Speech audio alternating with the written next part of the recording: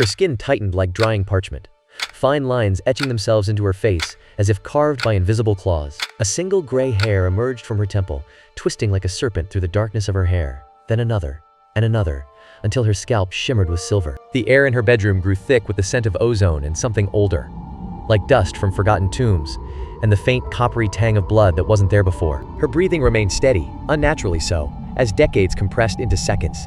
Cheeks hollowing, lips thinning, hands that had been smooth now showing veins and age spots. A damp chill settled over the room, the kind that seeps through blankets and settles in bones, while a faint scratching sound began at the window, not from outside, but from within the glass itself. Her eyelids fluttered, not with sleep, but as if something moved beneath them, a shadow passing behind the thin membrane of skin. The pillow beneath her head grew damp with cold sweat that smelled of salt and something metallic, while the sheets became sticky with a substance that glistened in the moonlight. When her eyes finally opened, they weren't the eyes of a 20-year-old woman, but windows to something ancient that had been waiting in the dark all along. The stillness shatters. Her eyes snap open, the eyes of a child, imprisoned in an adult face. What if the very thing that sustains you is also consuming you? For Emily Carter, sleep was not rest. It was a different state entirely. The air grew heavy with the scent of ozone and old rot, a cold dread seeping into the room. Her nights became a prison sentence. As consciousness faded, time itself would attack. She'd awaken, visibly older, with no memory of the assault. The air in her room carried the metallic scent of ozone after each episode. Her sheets felt perpetually damp with cold sweat, clinging to her skin. She began hearing whispers in the silence. Not voices, but the faint scratching of time itself eroding her existence. Each sunrise brought a new horror. Another year stolen, another piece of her life consumed by whatever haunted her sleep. In a quiet Columbus suburb, Sarah and David Carter cherished their perfect little girl. The footage radiates warmth. A baby's gurgle, a toddler's waddle, a 5-year-old's gap-toothed grin. Every frame breathes normalcy, captured on tapes that would later become artifacts of a vanished innocence. Emily was bright, curious, and utterly ordinary. The first sign wasn't fear, it was joy. On her 6th birthday, Sarah swore her daughter appeared, taller, more defined. The other mothers praised her blossoming, but the doorframe told a different story. Her growth wasn't steady. It came in sudden, unsettling jumps. The air in the hallway carried the faint, metallic scent of ozone. Each leap on that wood felt less like growth and more like something being measured. They tucked a little girl into bed, but by morning, her limbs had stretched, her jawline sharpened. The pediatrician, Dr. Evans, could only offer hollow explanations. A rare hormonal condition, perhaps. A metallic scent of ozone clung to the air in her room, as if something had shifted in the night. Her parents, breath hitched each time she moved, her new joints clicking with an unnatural, brittle sound. They said they'd monitor it. By age 8, her body had stretched to resemble a 12-year-old's. By 10, she could easily pass for 15. But the true horror lay in the growing chasm between her accelerating form and the child's mind trapped within. She still craved bedtime stories and stuffed animals, but she was trapped in a teenager's body. The other students didn't know what to make of her. They whispered, "Grandma," and "Freak," in the hallways. But at home, Emily's room held a different kind of secret. The air carried the scent of old paper and something metallic, while the only sound was the faint hum of the recording device. The digital clock glows 10 p.m. as 16-year-old Emily slips into bed. Time accelerates unnaturally. Her sleeping form stirs beneath the sheets.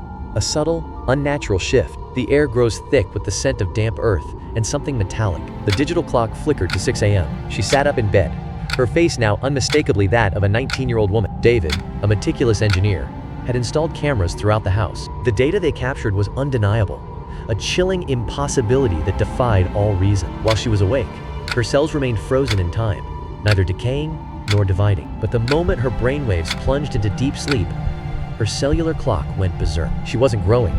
She was aging 3, 4, sometimes 5 years in a single night. The process left a faint, sickly scent of ozone and decay in the air around her bed. The decline was a brutal, rapid senescence that stole years and weeks. We became desperate wardens, pleading with her to stay awake. Loud music, caffeine, anything to fend off the terror of the night. Our deepest fear was not the dark, but the dawn it promised. She stared at her slender adult fingers gripping a crayon, then hurled the book across the room in a sudden childish tantrum. The psychological rift was an abyss, a woman's body housing a mind stuttering years behind. She possessed the raw emotions of a preteen, the primal instincts of a child, yet the world perceived only a young adult. This dissonance clung to her like a damp, unseen shroud, thickening the air with the scent of ozone and decay. She was a ghost in her own life, haunting every ordinary moment. Dates, college applications, job interviews, Each became a fresh nightmare of displacement. How do you explain a driver's license that claims you are 24 when your bones whisper you are 13? The dissonance was a constant, hollow ache. A life lived out of phase with itself. Emily, appearing 25, approached a cluster of college students in the park, their polite smiles failing to mask their bewilderment at her childlike speech and awkward gestures. She retreated alone, the weight of their unspoken confusion a palpable, cold pressure against her skin. Then, a desperate strategy crystallized.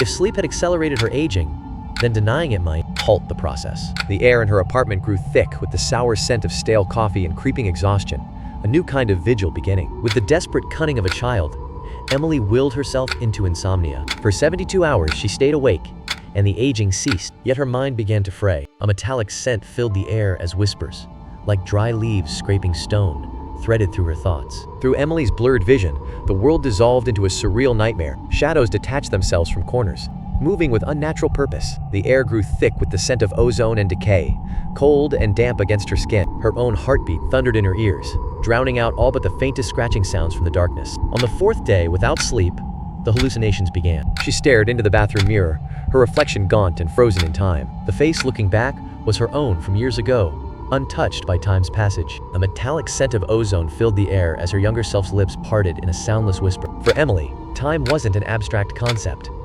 It was a physical, grinding shriek of tortured metal. Her parents discovered her in the basement's damp gloom, kneeling amidst a sea of shattered timepieces. Her voice was a raw, paper-thin whisper, frayed at the edges. I can make it stop. I just have to listen and not blink. Sarah and David, their faces etched with exhaustion, cradled Emily between them. Though she looked like a grown woman, her sobs were the raw, helpless wails of a lost little girl. David's voice cracked with emotion as he pleaded, "You have to sleep, sweetheart. Your body can't take this." Emily screamed tore through the room. A visceral, childish shriek. "I don't want to be old. I haven't been me yet." That was the cruelest truth of all. Life blurred past her twice. Once in sleep's hollow depths, then again in the waking world she drifted through, out of sync with existence. That night, exhaustion stripped away all choice, and her body betrayed her, collapsing into a deep, desperate slumber that lasted 14 hours. The air grew thick with the scent of stale sheets and something faintly metallic, like old coins left in damp soil. Outside, the world moved on, but inside, she was anchored in a silence so complete it felt like drowning. She awoke to the relentless march of years. Stumbling to the mirror, the reflection revealed a stranger in her late 40s. The air grew heavy with the scent of stale dust and forgotten time. Her breath hitched in her throat as she took in the weathered face. In that single night, over a decade of her life had vanished. The childhood trapped within her was now buried under layers of unexperienced time. A choked, broken gasp escaped her lips. The woman in the mirror was a complete stranger, wearing her stolen years. That was the moment Emily Carter surrendered completely.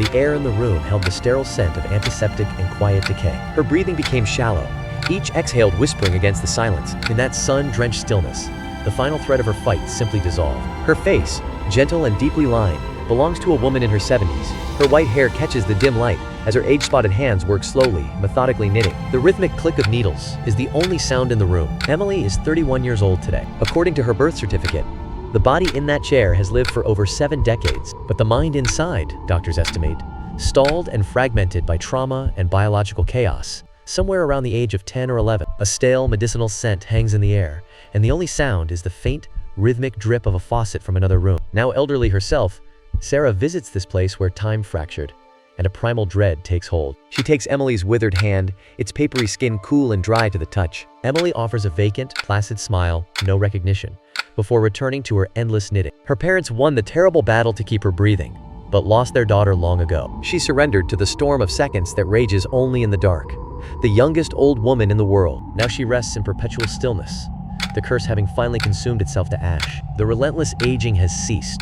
The entity has drained every last drop of vitality. A faint scent of ozone and decay lingers in the air, the only evidence left of the torment. There is nothing more to take from her hollowed vessel. The camera holds on her eyes, clear, blue, and utterly vacant, as if time itself had been siphoned away. A damp, metallic scent hangs in the air, and the only sound is the faint, irregular drip of water from somewhere unseen. Narrator. So I leave you with this, as you head to bed tonight.